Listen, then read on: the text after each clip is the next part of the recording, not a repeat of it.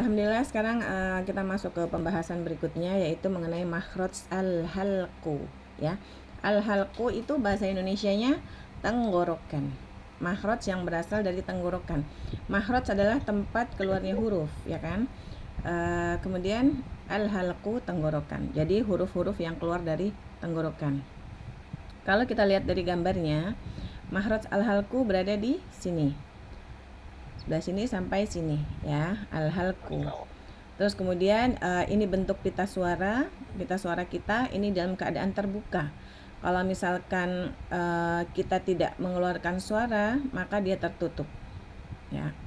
Nah, di sini titik-titiknya bagian dari makhraj al-halqu. Jadi tenggorokan atau al-halqu itu terbagi menjadi 3 makhraj. Tenggorokan bagian bawah yang ini, kemudian tenggorokan bagian tengah, dan tenggorokan bagian atas.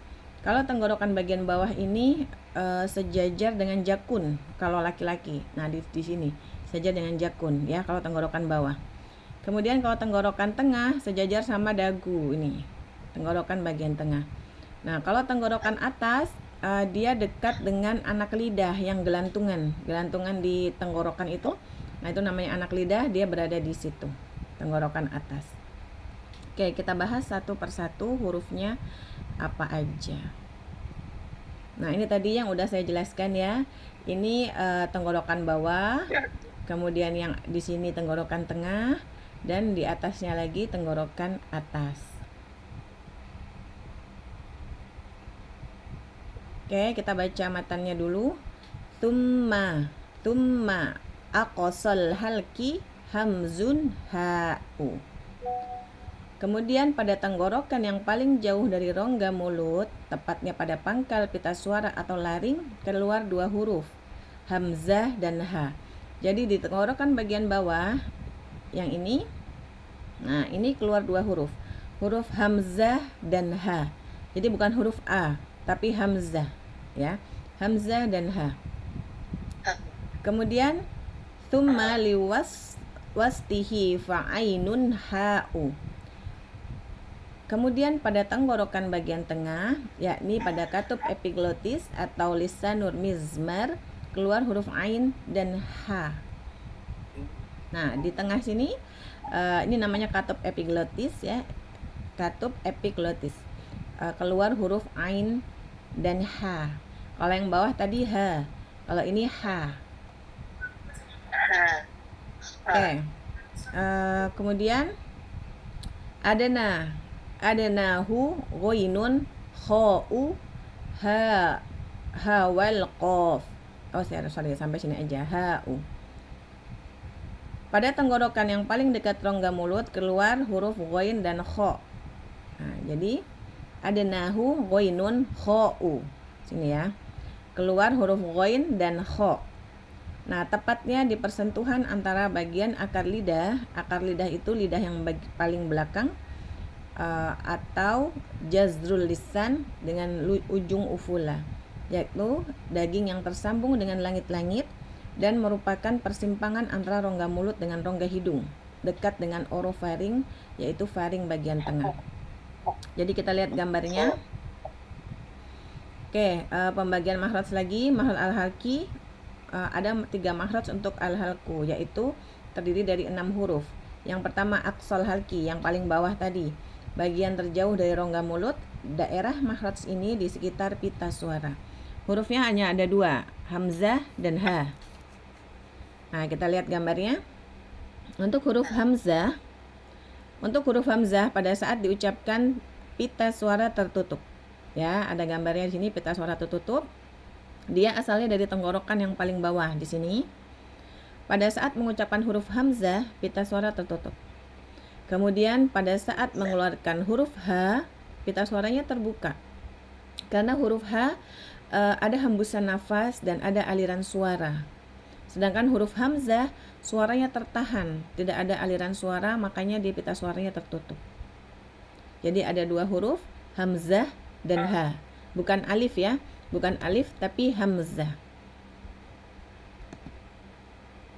Nah, ini perbedaan pita suara pada saat mengucapkan hamzah dan ha. Hamzah pita suara tertutup, karena suaranya tertahan, dan H pita suaranya terbuka karena ada aliran suara. Nah. Oke, kita coba cara mengucapkan untuk huruf hamzah. Nanti kita jelaskan sekalian latihan ya. Ini baru saya jelaskan mengenai lokasinya gitu, tempatnya dan kayak gimana lidah. Jadi lidah relax ya, lidah relax pada saat mengucapkan huruf hamzah. Huruf H juga sama. Pangkal lidah turun, tidak naik karena dua-duanya merupakan huruf tipis ya. Sekarang yang tengah lidah atau wasatul halki adalah tenggorokan bagian tengah. Nah, dia tempatnya ada di sini. Ada di daerah katup epiglotis. Jadi katup epiglotis itu yang ini dia adalah katup berbentuk daun yang ada di ujung tenggorokan. Dia ada di ujung pita suara. Ya, katup berbentuk daun. Jadi kalau kita menelan makanan itu supaya makanan tidak masuk ke tenggorokan, maka katup epiglotis ini menutup sehingga makanan masuk ke jalur pencernaan, bukan jalur pernafasan. Nah, katup epiglotis ini berbentuk daun, bentuknya seperti daun gitu. Jadi dia menutup pada saat makanan masuk, sehingga nggak masuk ke tenggorokan tapi ke saluran pencernaan masuknya, ya. Nah, huruf ain dia ada di ujung sini, ada di ujung katup epiglotis. Cara mengucapkannya adalah dengan mendorong katup epiglotis ini ke dinding belakang tenggorokan. Jadi katup epiglotis didorong ke dinding belakang tenggorokan. Posisi lidah datar biasa, kemudian pangkal lidah turun. Terus kemudian pada saat huruf H juga sama. Dia lokasinya sama dengan ain, dia satu rumah ya, satu makhraj. Tapi bedanya dia tidak sampai menyentuh dinding belakang tenggorokan. Jadi masih ada ruang untuk udara keluar dan ada aliran suaranya. Ya. Kalau ain tadi dia sampai kena dinding tenggorokan. Kemudian aliran suara yang keluar cuman sedikit. Separuh aliran suara yang keluar sedikit. Kalau H aliran suara yang keluar banyak. Oke, contoh. Nah, kita kalau coba huruf pakai sukun atau pakai tasdid. Kemudian yang H, dia ada udara lebih banyak dan juga ada udaranya, maksudnya hembusan nafas dan aliran suaranya lebih banyak daripada ain. Kalau ain cuma separuh aja. Kalau H, tuh. Kalau ibu-ibu belum bisa ngucapin huruf ain, maka caranya ucapkan dulu huruf hamzah. Gitu ya. Kemudian tekan sini. Nah, maka dia jadi ain. Karena dia mendorong katup epiglotis ke dinding belakang tenggorokan. Untuk latihan gimana caranya ya mengucapkan huruf ain supaya enggak gitu. Tapi gitu. Ya, itu untuk huruf ain. Terus kemudian yang berikutnya tenggorokan bagian atas ada huruf ghain dan kha. Tenggorokan bagian atas ini dia ada di akar lidah. Akar lidah itu lidah paling belakang ya, paling belakang banget, mengarah ke anak lidah. Anak lidah itu yang gelantungan di tengah itu ya. Yang gelantungan di tengah itu anak lidah. Nah, dirasain kalau ngucapin itu huruf ghain dan kha ada persentuhan antara akar lidah dengan anak lidah.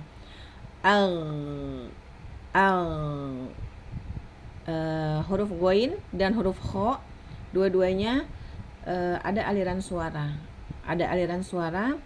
Terus kemudian dua-duanya huruf tebal. Jadi kita lihat pangkal lidahnya. Pangkal lidahnya mengangkat. Kalau hamzah, ain, ha tadi pangkal lidah turun. Huruf ghain dan kha pangkal lidahnya naik. Kemudian ujung lidah datar biasa, tengah lidah cekung agar pangkal lidahnya ini bisa naik ya, tengah lidahnya cekung. Kalau huruf ghain seperti orang kumur-kumur gitu.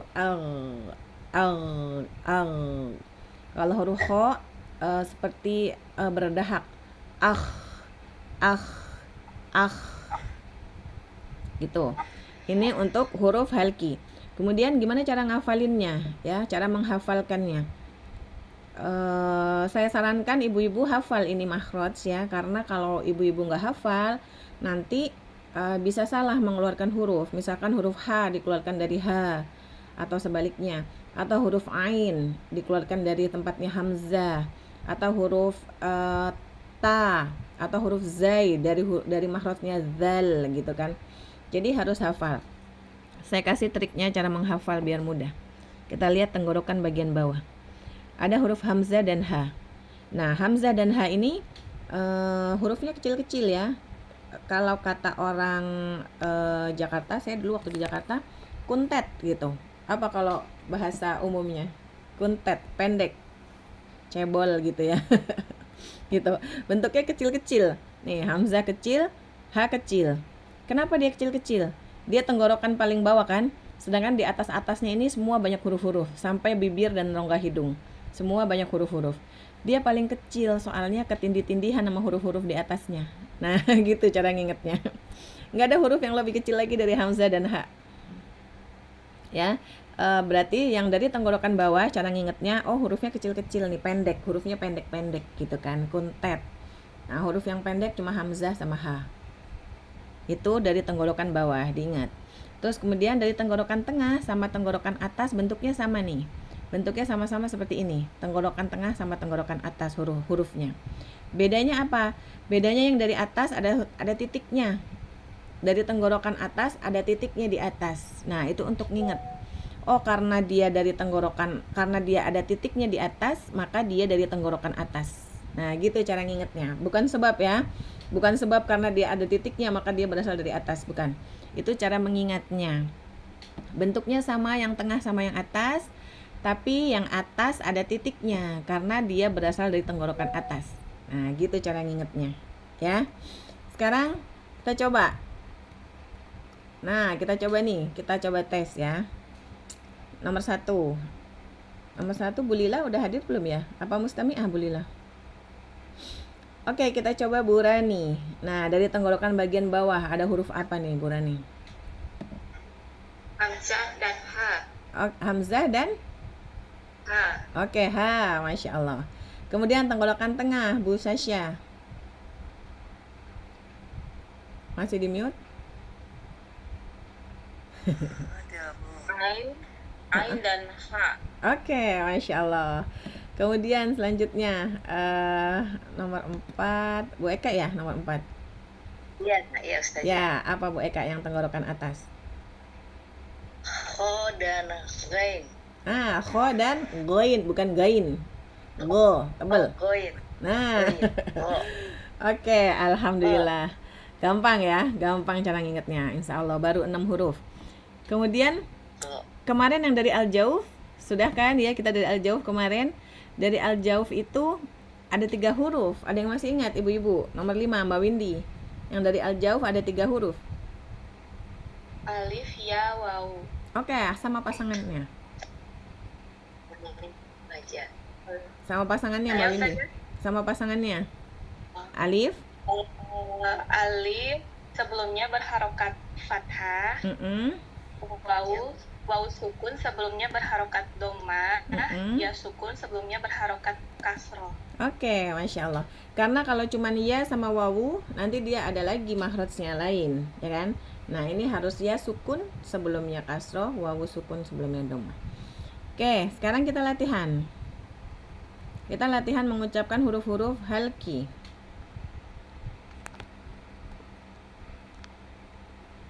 Nah, ada 6 huruf. Yang pertama huruf hamzah. Boleh dicatat ya ibu-ibu, huruf hamzah ini diucapkan dengan kuat karena suaranya tertahan, kemudian tidak ada hembusan nafas, suaranya tertahan. Jadi kita bacanya juga dengan suara tertahan. A. Jadi jangan a kurang kuat. Huruf hamzah dibaca kuat. A. Bukan berarti teriak. Bukan berarti teriak ya, tapi diucapkan dengan kuat.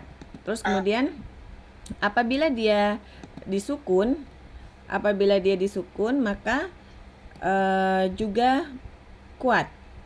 A, nggak boleh. Putus-putus suaranya. Oh, soalnya putus-putus ya? Sekarang masih putus-putus nggak? Halo, halo, Mbak Windy.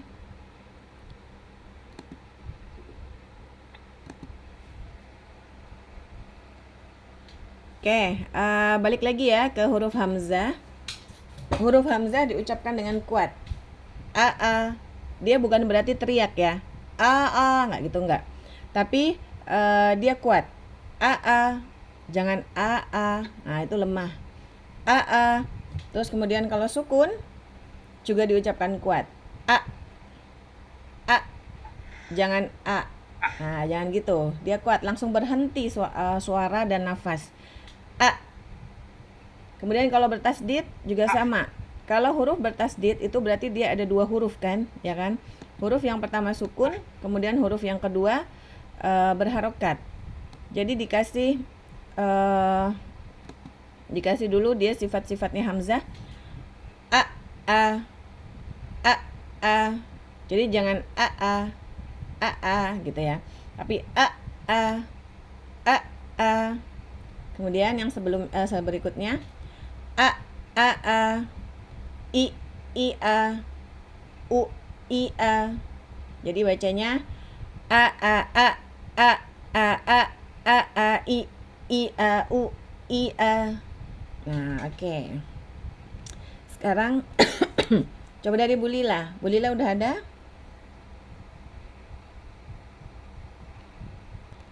Coba Bu Eka yang paling atas, hamzah. A. Jangan berhenti, jangan A. Nggak ada sukun dulu. Dia dua-duanya berharokat, tidak sukun. A. Oke, berikutnya. Kuat lagi yang hamzah, yang tasdid. A.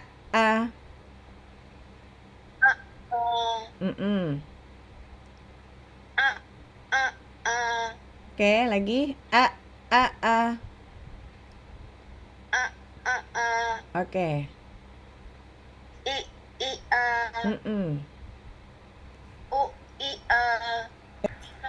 Oke, berikutnya kita masuk ke huruf H.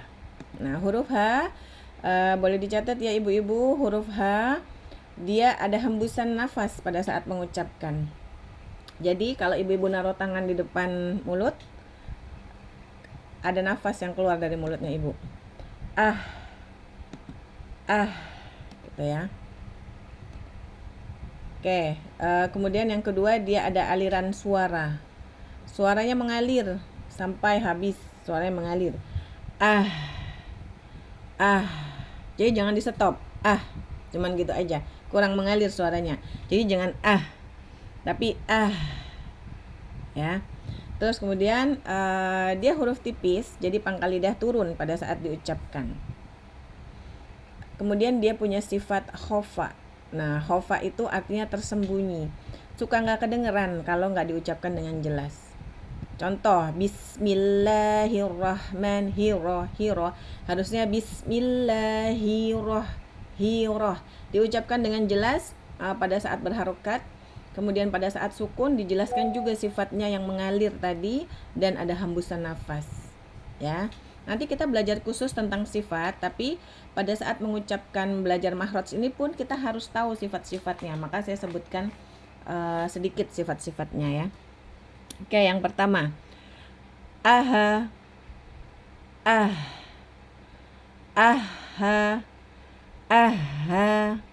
Jadi jangan tapi ihhiha,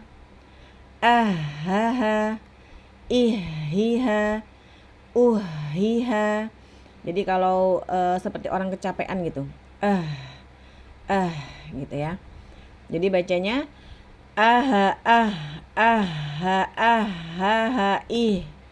ihhiha, uhhiha. Kemudian contohnya dalam kata mutahharah. Jangan mutahharah, tapi mutahharah. Dialirkan dulu suaranya. Tahharah itu hanya bertasdid. Oke, silahkan dari Bu Rani. Lanjut berikutnya Bu Sasha. Aha. Ah. Ah. Ah. Oke, lanjut. Aha. Aha. Oke. Iha. Iha. Oke, oh ya saya lupa.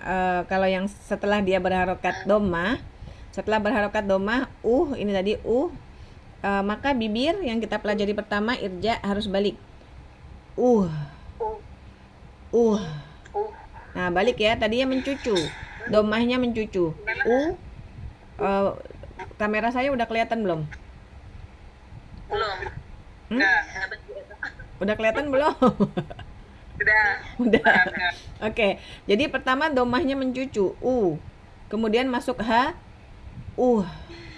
balik, tapi jangan terlalu ditarik ke samping, jangan jangan ke samping banget, tapi biasa kalau kayak kita nggak ngomong, hiha, hiha. Coba lagi Mbak Sasha yang belakang. Hiha. Balik hanya. Nih, lihat ke sini. Coba lihat kamera saya.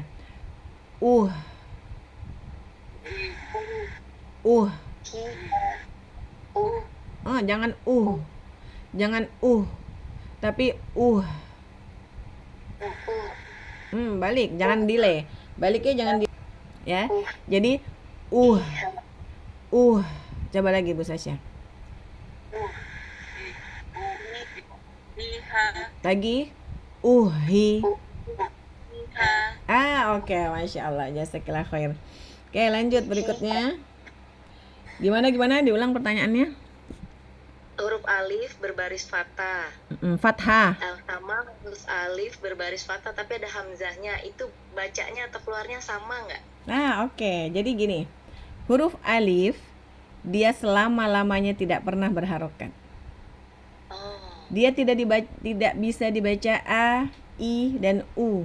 Nggak bisa dibaca a, i, u. Yang bisa dibaca a, i, u adalah hamzah. Nih, kalau alif tadi dia fungsinya cuma sebagai pemanjang. Yang di al-jauf tadi, alif sebelumnya fathah, nah baru dia ada bunyinya. Itu pun bunyinya hanya sebagai pemanjang. Bukan dia nggak bisa berharokat. Jadi kalau ibu pakai Quran Indonesia kan ada alif, ada harokatnya ya. Nah itu sebenarnya di atasnya alif ada hamzahnya kayak gini. Di atasnya alif ada hamzahnya. Jadi huruf alif tidak bisa berharokat ya. Dia nggak bisa berbunyi a, i, u. Yang bisa berbunyi adalah hamzah seperti ini. Jadi kalau di Quran Indonesia ibu ada alif ya dibacanya a, tapi sebenarnya dia ada hamzahnya. Makanya ibu sekarang latihan baca pakai pakai Quran Madinah. Udah ada? Belum? Belum. Oke, insya Allah nanti saya kirim ya linknya. Kalau ibu belum punya, bisa buka di handphone, bisa latihan pakai Quran Madinah. Itu linknya, link Quran Madinah. Nanti saya kirim, insya Allah diingetin ya Mbak Windy. Karena kalau di Quran Madinah kita jelas kelihatan hukum-hukumnya gitu. Kalau Quran Indonesia kan sudah dipermudah. Dijual nggak ya Ustazah Qurannya? Ada. Al-Qurannya dijual di toko-toko buku nggak ya? Ada di toko buku, ada. Cuman banyak online. Yang ini bukan ya? Ini Quran mana? Yang mana? Iya itu. Kayak gitu. Betul ya? Kayak gitu, benar. Biasanya bungkusnya covernya kayak gini. Nah, kita selesaiin Al-Halki dulu, setelah itu baru kita baca Al-Lahab ya. Oke, ain. Huruf ain dicatat. Huruf ain dia ada aliran suara tapi sedikit, tidak seperti H. Aliran suaranya sedikit. Terus kemudian pada saat diucapkan tidak ada hembusan nafas. Jadi tidak ada nafas yang keluar. Oke. Bunyinya seperti hamzah, bunyinya tidak seperti hamzah karena dia mendorong katup epiglotis ke belakang tenggorokan. Tenggorokannya lebih menyempit jadinya ya. Contoh, a, yang ini a, kemudian yang ini a. Kemudian kalau sukun Kalau sukun dialirkan sebagian, jangan berhenti. A, a. Nah, kalau berhenti gitu nanti dia bisa kedengar seperti hamzah. A gitu. Jadi harus dialirkan. Harus dialirkan. A, a. Kemudian kalau sukun pun kalau tasdid pun begitu. A. Jadi jangan berhenti. Jangan langsung di stop udah suaranya. A. Nah, jadinya dia seperti hamzah. A. Yadu'ul. Itu ya, bukan yadu'ul. Nah, bukan gitu. Terus kemudian yang berikutnya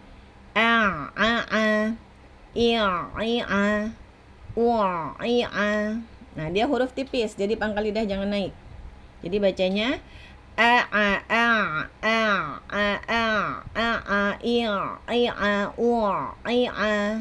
ya, u tetap balik.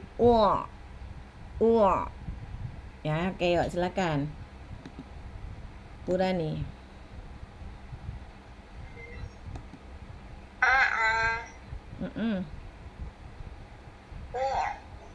A.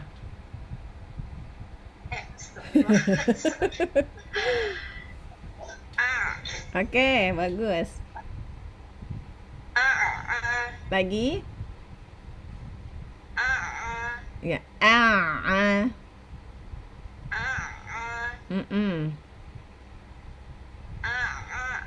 Oke.